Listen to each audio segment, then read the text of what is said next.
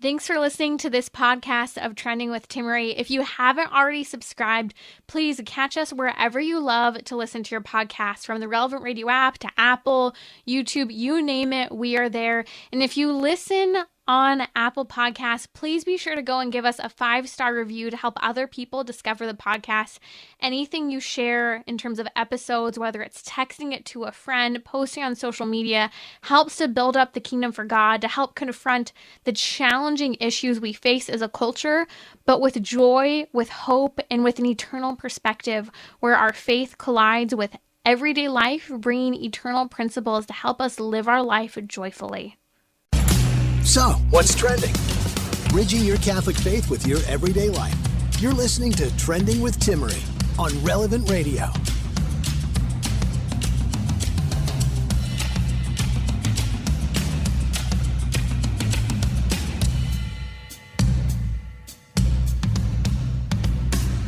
Welcome to Trending. It's great to be with you. I can't believe we're just days. It feels like we're moments away from being in that Christmas season, celebrating the coming of Christ at Christmas.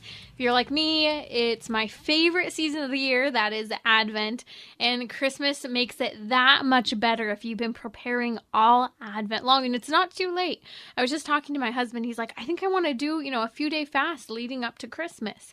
There's something to kind of create this time, this space and separation between the Advent season and the Christmas season. We're over here busy planning Christmas Eve menus and Christmas menus and fun foods and lots of delightful things to eat so that we can feast. Remember not to get distracted by the gifts you still have to get, or by the food that you're making, or who is or is not coming over, who you will or will not be with. All of those things can be so frustrating, but they're actually moments and opportunities for us to say, I'm going to let go of this right now and remember why we are feasting, because it's a feast day. It's Christmas, and that marks the coming of Christ, the birth of Christ. And it's so important that maybe we use this week as an opportunity to practice charity as we have frustrating moments with family, with ourselves, with timing and everything else. We didn't actually have the opportunity to talk about it yesterday here on Trending, but that fourth Advent candle on the Advent wreath that we see in our homes, that maybe we grew up with those Advent wreaths, maybe you light them in your own home now, or at least in the church, you see that Advent wreath that is there, the candles are lit, but no one ever says anything about it. We've explained the significance of the Advent wreath. We'll actually post a link in the podcast notes for today's show if you want to listen to that. But that fourth candle in the Advent wreath, because we go purple, purple, pink, purple, right? So each one represents something. The first one, we talked about how it represents specifically the virtue of hope. The second represented the virtue of peace. The third, the virtue of joy, that Gaudete Sunday that we celebrate. Everyone knows because Father wears pink vestments. And then that fourth Advent candle representing charity, the theological virtue. We have to remember that theological virtue is infused in us, but at our baptism, those baptismal graces include the theological virtue of charity. It's an absolute gift. So with the theological virtues, that's kind of one of the hard things for us to understand. You can't kind of just work at trying to get this virtue. It's a gift. We have to pray for it. We have to, yes, we can develop on our end, but ultimately charity is the love of God. Not just our love for God, it's the love of God. We have God's love within us. And so that means learning to love others, ourselves, and Him the way He does. God Himself loved His only begotten Son unconditionally. God loves us unconditionally. We are called now to return that love in loving Him, loving others, and ourselves. And people will often talk about joy and how it's the acronym that also stands for Jesus, others, you. I think it's an important reminder as you maybe have difficult moments with family, in-laws, having too much, too little, frustration with it, getting access to gifts, all of those things, that we're practicing this virtue of charity, that we're praying for this virtue. I've been walking during this Advent season through one of the exercises of doing this longer form of a daily examination of conscience.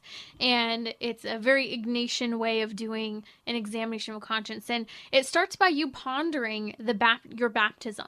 and seeing yourself as a child of God, stepping outside of yourself and seeing reality, your day, what you did today, as not just, the way and the spin you like to put on it, justifying everything we do and don't do, but it's looking at reality as God sees it.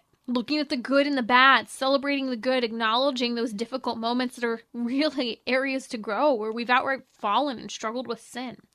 And then we look ahead to the next day, challenges for the next day, and ponder those virtues necessary. There are circumstances where we're going to have to be prepared to be strong, to deny ourselves, to follow Christ, to pick up our cross and follow him. That's what the cross represents.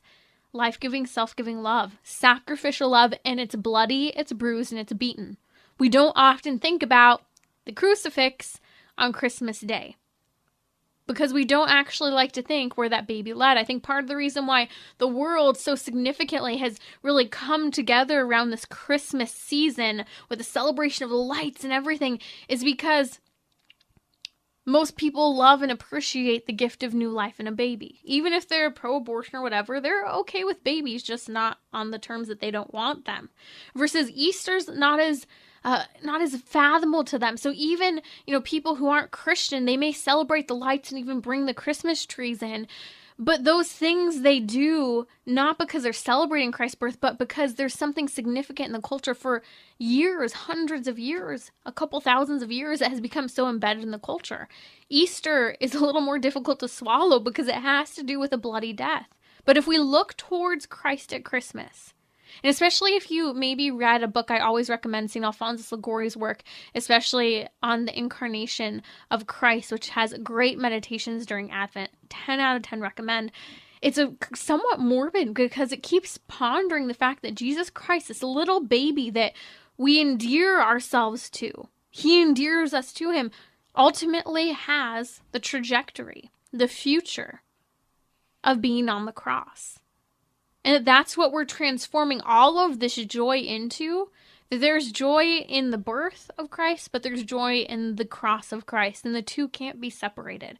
And so this is where charity comes in, this self-denial, this love of others, seeing that his love was so great, he didn't just become a baby to endear us to him, to have that delight in looking at a child. He also presented the opportunity to live and then die with him as well. And this is where we can work on practicing that virtue of charity. You're listening to Trending with Timmerie here on Relevant Radio. Okay, I have some questions for you. Someone asked me this yesterday, and I really have been pondering this, and I want to hear from you. The number's 1-888-914-9149. Okay, hold on a second. Stoked on Instagram just said she's on her way to make her first confession as a baptized Catholic. Congratulations, Stoked. Our prayers for you as you come into the church and making your first confession. That's really exciting. So I had to share that live little bit of news because we don't always have the opportunity, especially in the world of COVID from the last couple of years, to celebrate people who have come into the church. We've kind of missed some of these celebrations. So stoked, know of our prayers for you. Congratulations on joining this great and glorious Catholic family. You're listening to Trending with Timmerie here on Relevant Radio. So the question I'd like to hear from you on, numbers 1-888-914-9149, is what challenges do women face today in our culture? What challenges do we face as women? Because we hear all the time about abortion, contraception, women's rights being taken away, but people don't really talk about what are the actual challenges we face today as women. I'd love to hear from you, 1-888-914-9149, or you can join me by answering the question on Instagram now. Would love to hear from you. Follow me at Timmerie, that's Timmerie. Okay, so we're going to talk about that. We're also going to discuss why you shouldn't get a vasectomy. I'm so sick of hearing these snip jokes that women make about how their husband's getting a vasectomy this week. And I am astounded. Like, if a woman heard a man saying something like that about her and her so-called, quote, reproductive rights, she would be so shocked and will be so upset. Yet for some reason, women think it's okay to make jokes about this actual procedure that's going to occur. Also, I was just talking to someone the other day who said that their 20-year-old brother was talking about getting a vasectomy. I know. Oh, why? Like, not even married. Okay, we're going to talk about that in just a little bit, but I have another question for you. When do you purchase your Christmas tree, and when do you get rid of your Christmas tree? When do you purchase your Christmas tree, and when do you get rid of it? Okay, but then there's another question, and you can answer as well. Don't Google it. If you're on Instagram Live right now, you can also comment. I'd love to hear. When does Christmas end? This is actually controversial. When does Christmas actually end? I'm waiting. I would sing like the Jeopardy theme song or something, but I really can't sing, so I will spare you. Okay, so we at least get, most of us, pat on the back, are going to get all the way up to the Epiphany. Okay, you got it. They're 12 days. What am I listening to? Oh, there we go. Okay, we're waiting. Answer. Give your answers now on Instagram. When does Christmas actually end? Well, most of us are going to say Epiphany. Good Catholic, you'll at least hit the Epiphany, right? Which is, drumroll, the 6th of January, right? Okay, so unfortunately, a lot of people literally take their Christmas tree down, boom, the day after Christmas, or I know some people, talk about the Grinch, they take it down Christmas night. This is so sad. Like, I'm so sad. Who takes down their Christmas tree Christmas night? Who takes it down the day after Christmas? It just breaks my heart. And we don't have to go with public radio, which all stops playing Christmas music the day after Christmas. And some are kind of extending it now. Okay, so yeah, that is funny. Fun's over, kids. No more gifts. The tree is down. Okay, so Christmas season, you could dive into a lot of perspectives on this, but historically in the church actually recognized that we were in a full season of Christmas all the way up to the presentation. By the way, Cat Pellet on Instagram just got it. You were correct, Cat Pellet. All the way up to the Feast of the Presentation, February 2nd. So the Christmas season actually goes all the way to the 2nd. Now, over the last 60 years and a lot of the changes that have been made to the liturgical calendar, we've kind of lost this understanding of our liturgical seasons. But there's still this fantastic, robust liturgical season before us. So you first start with the 8-day octave of Christmas. Which, because when you have an octave in the church, we have a Christmas octave, we have also an Easter octave. There used to be more octaves than this. When the church sets aside 8 days of celebration, this is a big deal. In the church, it recognizes, I think that it recognizes our fallen human nature, and that we don't just get one day of, hey, really focus, like these are 8 really significant days. At least for me, they're 8 days to kind of get fat, because then I justify feasting every day and having dessert with every single one of the meals during the octave. But so then people usually go to the Epiphany, the 6th, which marks the coming of the wise men. And then some people will go, okay, what they understand is the baptism of our Lord on the 9th of January. But the actuality of it is that Christmas season stretches all the way to the presentation, also known as the purification of Our Lady, on February 2nd. This is a really significant day for our house because that's actually mine and my husband's anniversary. So last year we kept our tree, get this, all the way up to the presentation. We have the last couple of years since we got married. But then I think we also kept it up a couple weeks longer because just sometimes you get really bad at taking down your tree. It's work. It's work. And I'm actually very spoiled. The last couple years, my husband has completely disassembled our tree. I think my dad helped me a little bit last year, more so because he was like, it is middle of February and you have not taken this thing down yet. Well, it just got lazy with a new baby and packing for a move. I think I was clinging on, like, if I take down my Christmas tree, that really means we're moving. So I think I was kind of digging my heels in. So here's just a little bit, and I'd love to hear from you. You can comment, let me know what you do. When do you purchase and get rid of your Christmas tree? So this year we're waiting till the Feast of the Presentation, February 2nd, also known as the Purification of Our Lady, to take down our tree because it's the full season of Christmas. And so with that, this year we had kind of this big chunk of time where both my husband and I were going to be traveling in the middle of Advent, and no one was going to be home to water our tree. I will confess, I almost considered hiring a tree waterer. I really did. Like someone just to come to my house and water trees. Have you done that before? It's kind of like a dog sitter, but I just don't do dogs. What a nuisance to have to hire a dog sitter. Anyways, so we decided, Father kept talking at the beginning of Advent about waiting until Christmas Eve to get your tree. I thought, well, why? That's interesting. And he kept explaining, it kind of creates this marker between Advent and Christmas. So I thought, well, you know what? We are not going to hire a tree waterer. We want our tree as usual to last all the way to February 2nd. And we really do want to create a distinction between Advent and the Christmas season and have more of a progression in decoration. So we just got our Christmas tree. We're still in the process of decorating it. And I'm kind of excited about this. It's been a neat thing to look forward to because as I've kind of longed for my Christmas tree to be in my house and I see everyone else's, that longing is a reminder for me as to why we're waiting to decorate the Christmas tree, why we're waiting to have the tree. And to start to bring those little elements of light and to bring those elements of greenery into the house, green representing everlasting life.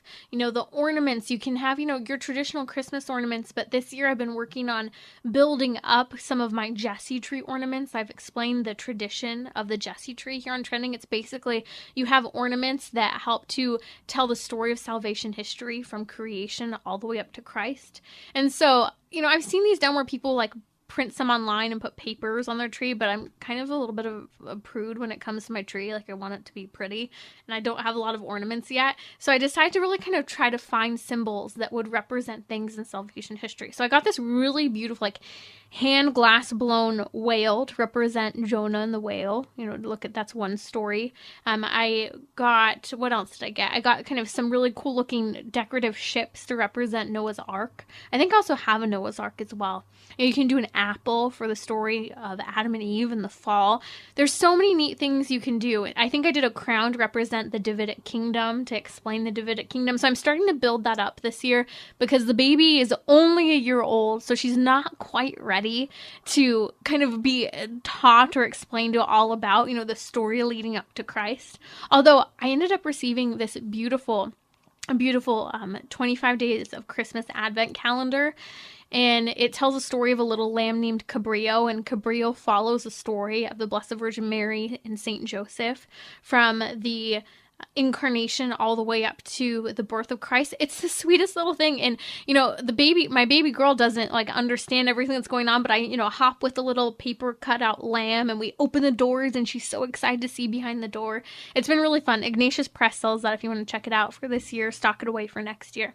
So those are kind of some of the things that we've been doing, this progression and decoration in our house, a progression in bringing in more light, more green, and things that represent new life as we're in the season of desert during Advent and transitioning into the great feast of Christmas. You're listening to Trending with Timmery here on Relevant Radio. I'm going to come back and I want to hear from you. First, we're going to talk about why you shouldn't get a vasectomy, what the church teaches on this, but also share with me your thoughts. Give me a call, 1-888-914-9149, or comment now on Instagram. I'd love to hear from you. The question today is, what challenges do women face today? What challenges do women face today? Answer now. Follow me at Timmery to answer the question. That's Timmerie. I'll be right back.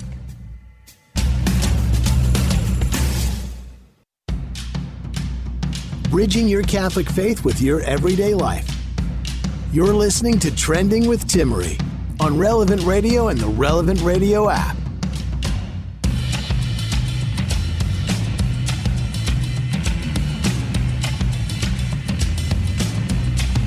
You're listening to Trending with Timmery here on Relevant Radio. It's so good to be with you. The question of the hour. I'd love to hear from you.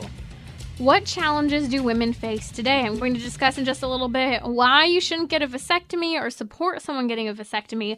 But before we go there, really fascinating article from Vox having to do with the escalating cost of being single today in America. Single, Pringle, ready to mingle. I'm actually totally ratting out two of my sisters kind of here. So at one point in high school, each of them had a social media profile that had something to do with their singleness. I think my sister in high school had something like single, mingle, and ready to pringle with big hearts in their eyes.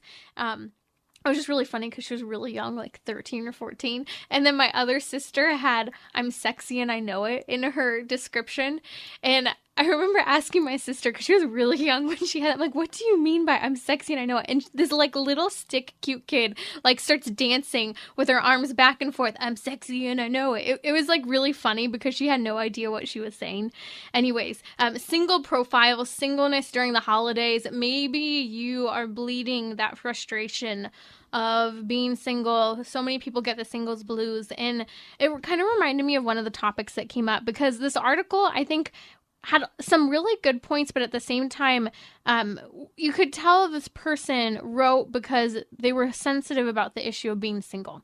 Ann Peterson, writing at Vox, wrote this article called "The Escalating Costs of Being Single in America." And she basically goes on to first lay out the fact that whether their expenses big or small, from rent and car and loans and insurance to Netflix and Hulu, you name it, that all of those expenses are set on one set of shoulders when you're single.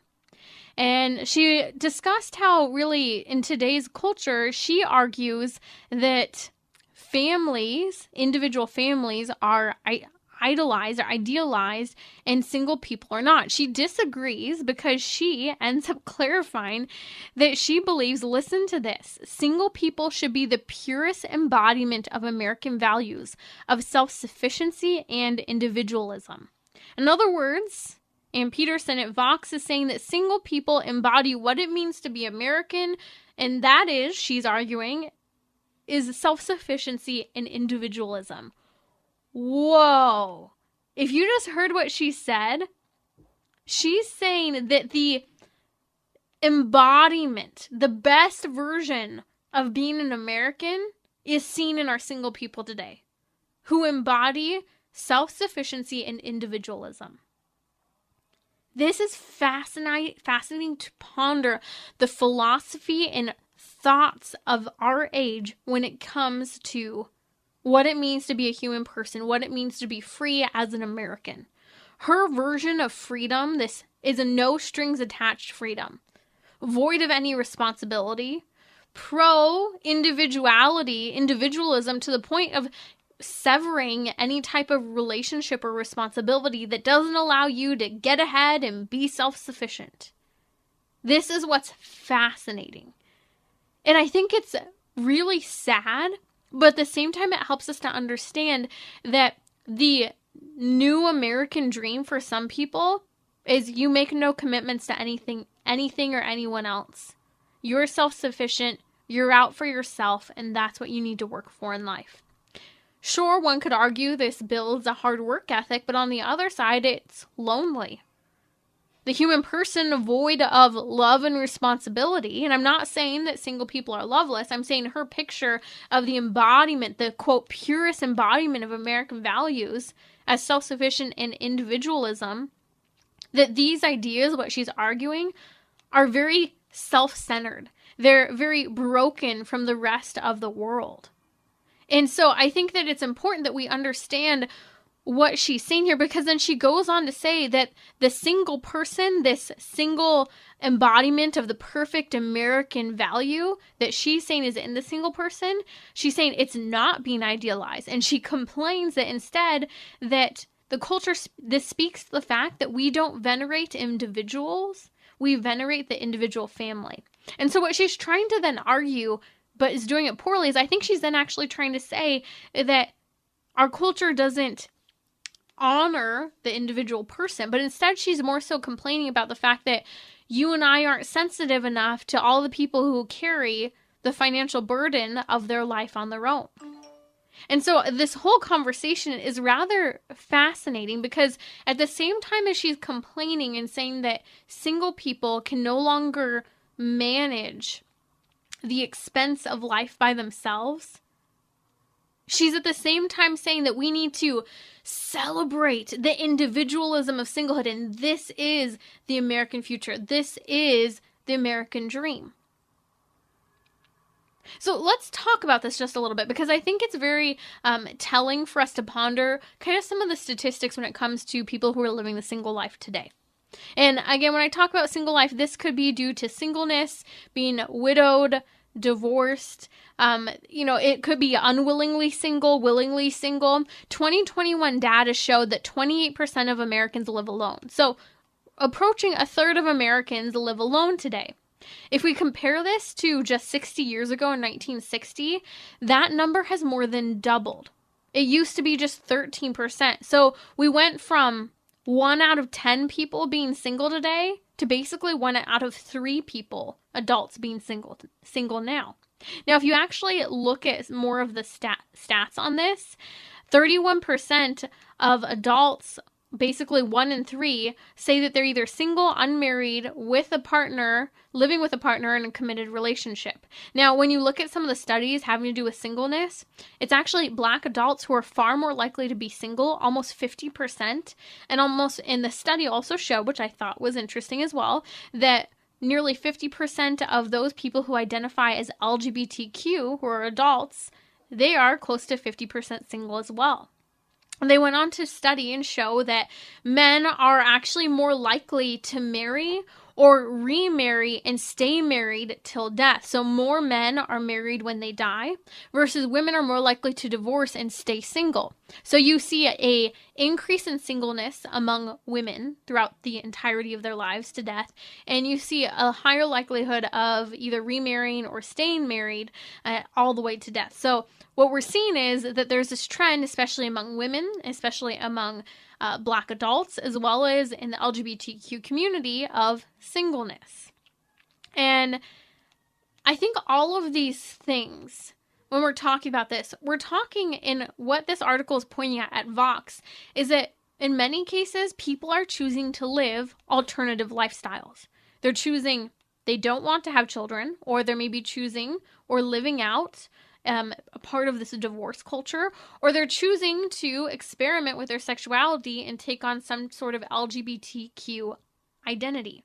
What has all of this done? Well, the breakdown of the family, the de-emphasis of children, the de-emphasis of remaining married, remaining faithful till death, all of these things have led to an increase in singleness. In other words, an increase in loneliness. And what Ann Peterson at Vox complains about is the financial burden being placed alone on one set of shoulders. So I think my big takeaway on a lot of this is, I think first and foremost, we do need to be more sensitive toward people who are single, because I know I have a lot of friends and family who are single and wish they weren't, who are legitimately trying to meet someone. But unfortunately, sometimes that dating pool does feel small.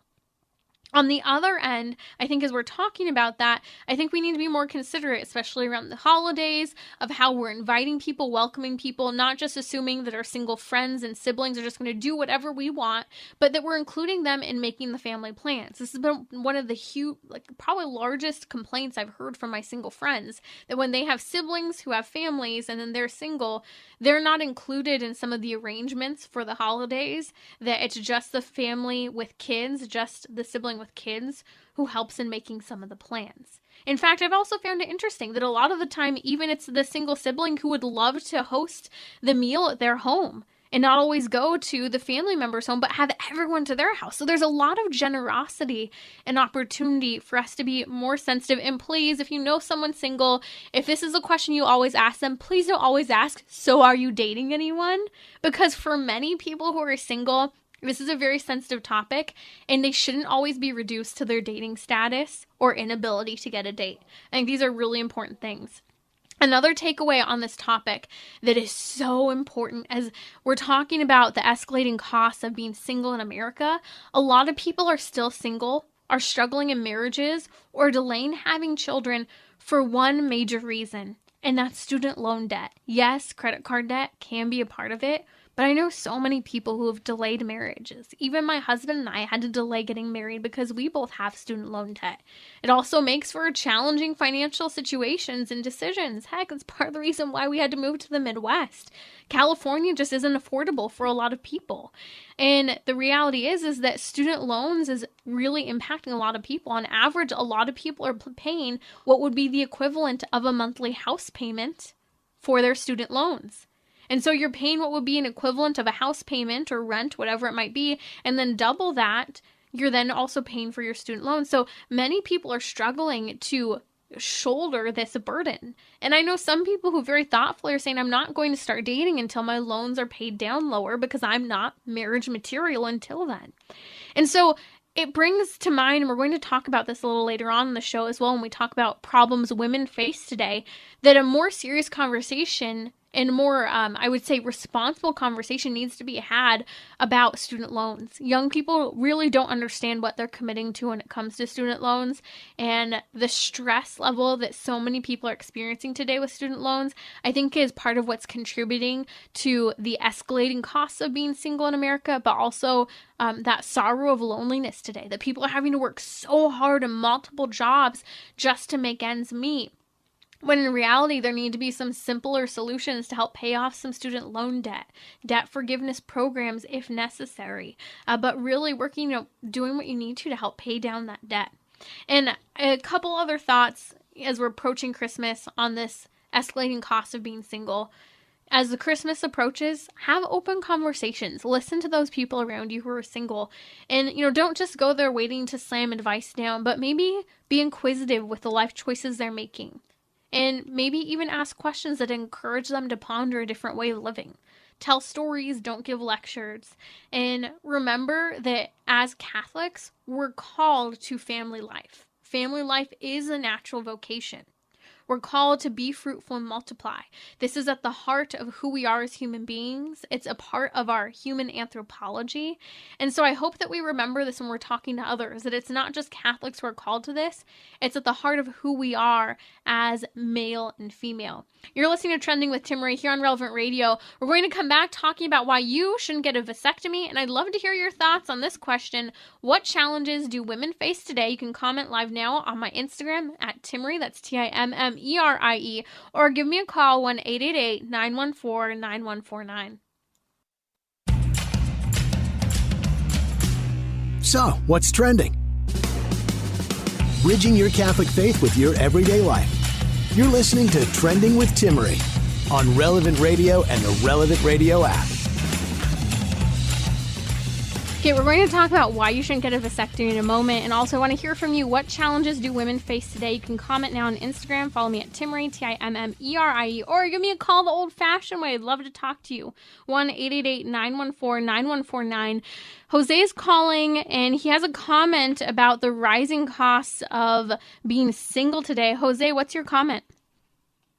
Oh, we lost Jose. Okay, Jose, I'm looking at his comment right now. We lost Jose, but he was saying that lady, the woman writing at Vox, when she's talking about how singleness is the embodiment of what it means to be American today, in the sense that she believes this from the perspective of self-sufficiency and individualism. If you missed it, go back and listen. But what he said is that this woman is either lying to herself or trying to cope with being single. I actually agree with that.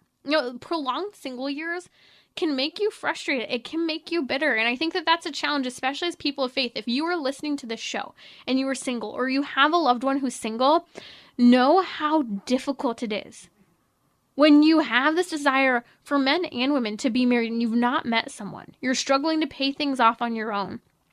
That there can be this embitterment that occurs, and you do try to cope. So you cope by being bitter toward people who have children, or bitter toward people who are married, or sarcastic. And so I do think this really long piece from Vox is really kind of this bitter attitude of trying to cope with frustration over being single and saying, I am happy. And it's important that we're saying, I am happy, and we're finding ways to live out that joy, not just by coping, but by finding true joy in God. And that's the problem, is that only in God alone will we discover that. I had prolonged single years. My husband and I dated way longer than we ever wish we had. I've shared a little bit about that before here on Trending, and it was difficult. And I will say, if I didn't choose to be involved in volunteer work and ministry work, and if I wasn't taking those single years to really spend time in adoration, going to daily mass, like really have a robust prayer life, I would have probably become bitter as well, and angry and resentful.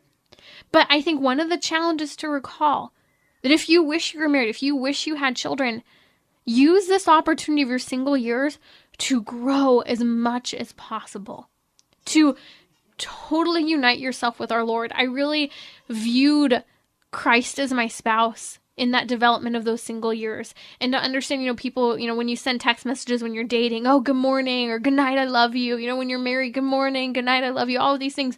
Well, do we do that with our Lord? Do we have that level of dedication to him? That's something that I was able to develop through those prolonged years of being single. Okay, so coming to the vasectomy question, really, really important question. I keep receiving this question on social media, and it's been a little while since we've talked about it. Why shouldn't a man get a vasectomy? Because for some reason, we've got to be clear that it's only men who can actually get vasectomies. Even if you go through a transgender surgery, your body actually doesn't produce sperm. Just to be clear, you can manipulate the anatomy, but nothing works that way, okay? Being careful with my language here. Okay, so why shouldn't you get a vasectomy? Well, before we even talk about it, I want to make sure that you know that vasectomies are reversible. Did you know that? I actually have a dear friend who had a vasectomy years ago, and late into his 30s, learned what the church taught about vasectomies, that it was wrong, and also wanted to have more children, and he went through the expensive process of reversing his vasectomy. It was totally successful. In fact, there's a 99.5% success rate in reversing vasectomies. The average cost of a vasectomy reversal is right around $8,000, kind of $8,000 to $15,000. It can cost more. It can go as low as $800. But if this is something you've been through a vasectomy, you want to reverse it, it's important that you know that there are lots of experts who can do this. You want to go to the best, because this does have a very, very high success rate, but you have to go to someone who actually knows what they're doing and has been practicing this and is known for it. So let's talk about a little bit of the side effects of vasectomies before getting into kind of some of the reasons why you wouldn't want to do it from a cultural and faith-based perspective, especially as Catholics. The Population Research Institute, there's some work by Kevin Haber where he talks about how, and this is fascinating, no one talks about this. So slide this into your back pocket next time you hear someone talking and making a joke about doing a little snip snip.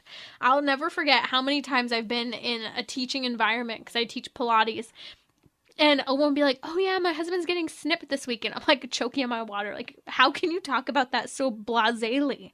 So Population Research Institute shows that up to 33% of those who go through with a vasectomy have either long-term or shorter-term post-vasectomy pain. They also show, and a lot of it is longer-term. So that is actually a third of people who go through with a vasectomy. Now, what's fascinating is you can go through with a vasectomy, but here's what's interesting. Follow me on this. The body continues to produce sperm in the man even if he has a vasectomy at the rate of 50,000 cells per minute. Now, what happens with that sperm is the question. It builds pressure in the epididymis and parts of the testicles, which eventually the epididymis ruptures from pressure, and the blood testes end up having this massive level of pressure, and it's too much. And so you're seeing ruptures. Well, what happens when that occurs?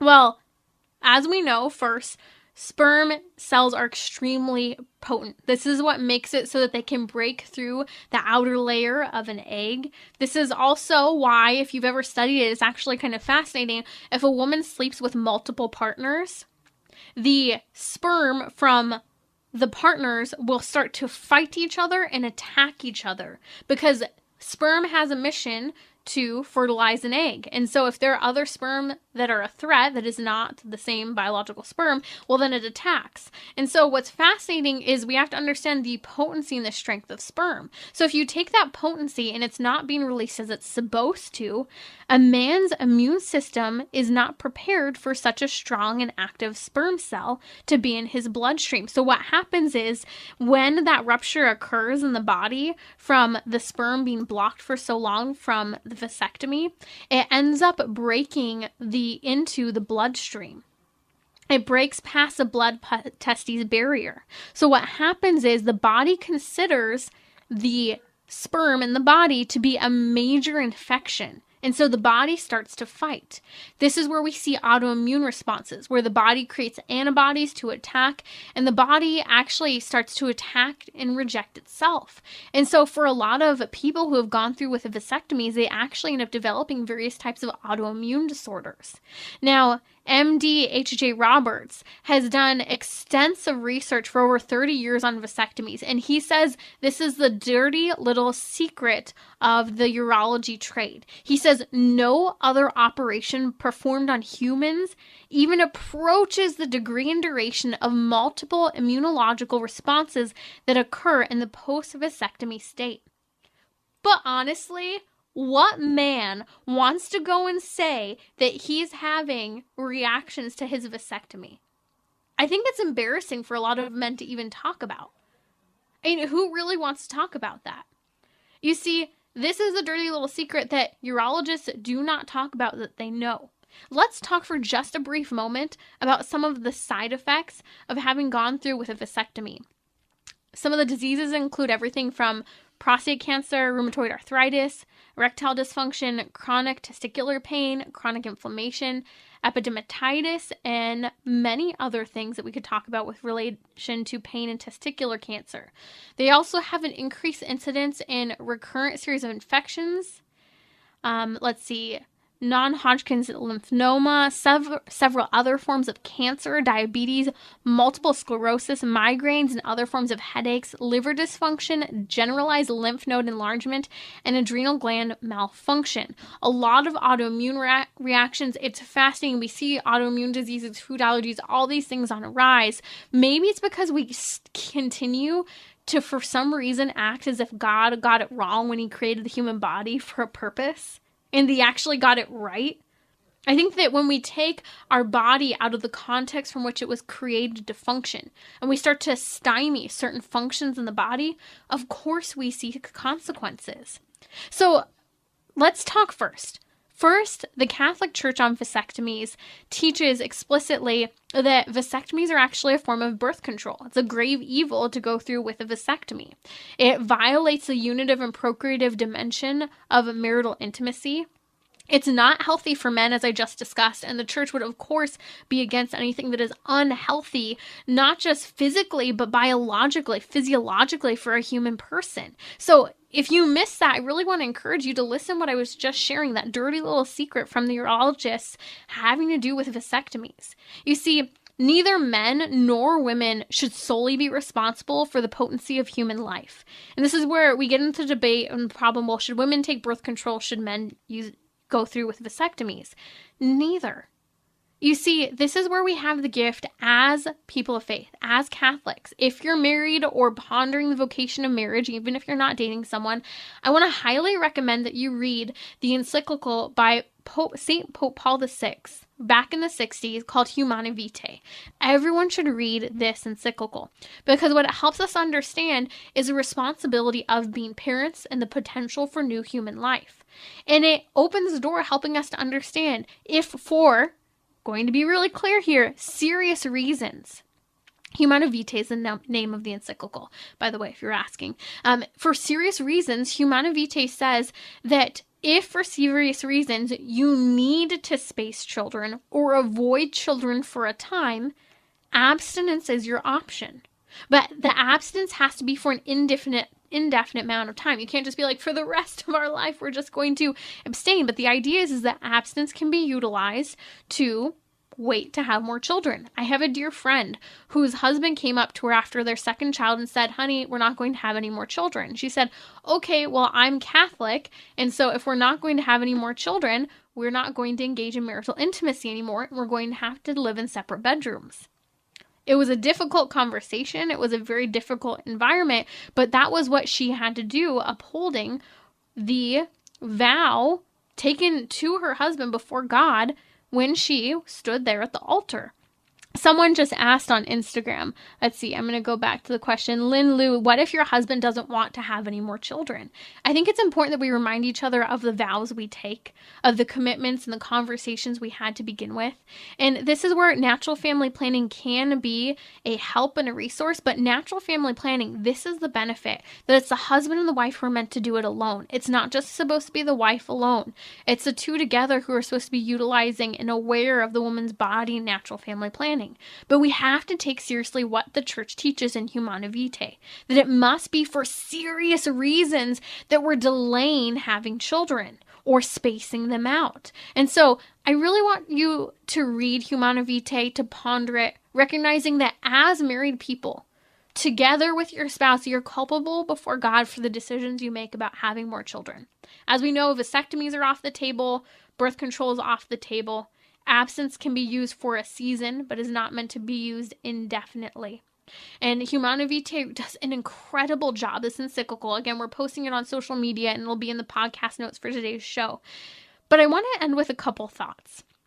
First of all, I know that various health issues can come up, as well as fear of having new kids. One of my dearest friends had a honeymoon baby, conceived a baby for her anniversary next year, and then had twins. She had 4 kids under the age of 3, and then she ended up getting pregnant again really quickly. Someone who was just extremely fertile. She has 5 children within 4 years of just having gotten married. Huge surprise. Is that what we planned? There are questions like this people could throw out there. God provides the graces. God works miracles when there are health issues surrounding fertility and being able to have children and carry to term. The greatest stories of salvation history had to do essentially with unplanned pregnancies, women who were told that they would otherwise be fertile. God provides the graces, the miracles, the opportunities for growth.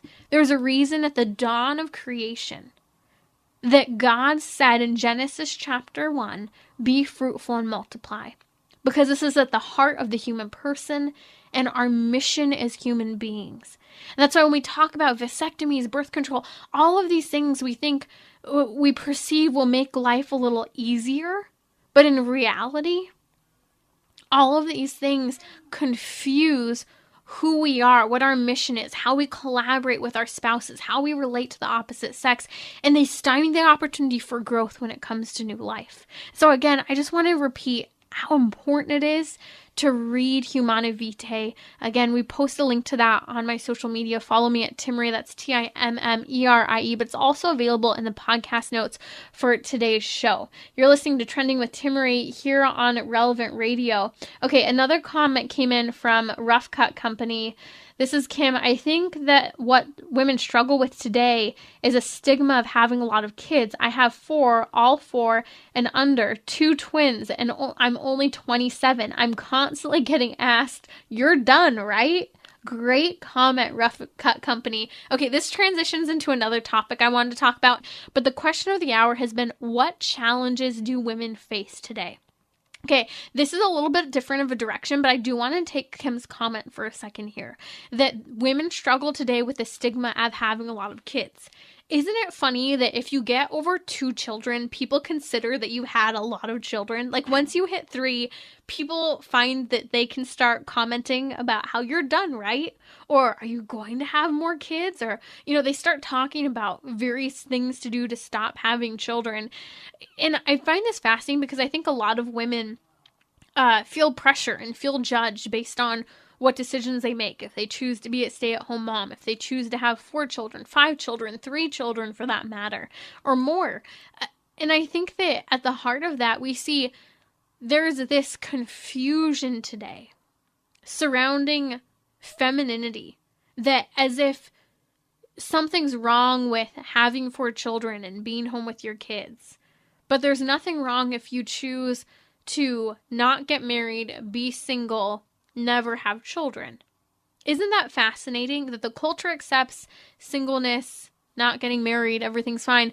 But then if you have multiple children, it's like, well, are you done yet? Like, you can't really keep going with this. I always find it fascinating when someone has more than a few children. People always try to start to pick at the mom, like, oh, well, her hair's thinning. Or, well, yeah, she's gained some weight. As if those are the standards that we always need to live by. Don't get me wrong, it's great to take care of yourself, and that's important. But I think that we idealize this perfect idea of 2 or 3 children, and that's what is financially affordable. That is what is physically possible for our bodies. That is what is manageable for the day-to-day, one-on-one time with your kids. I think that we have to break out of this mindset as men and women and understand that this box mentality about human life and what a family looks like in terms of how many children is really damaging how we view ourselves and the openness we have towards human life. I'll be back tomorrow talking about what challenges women face today.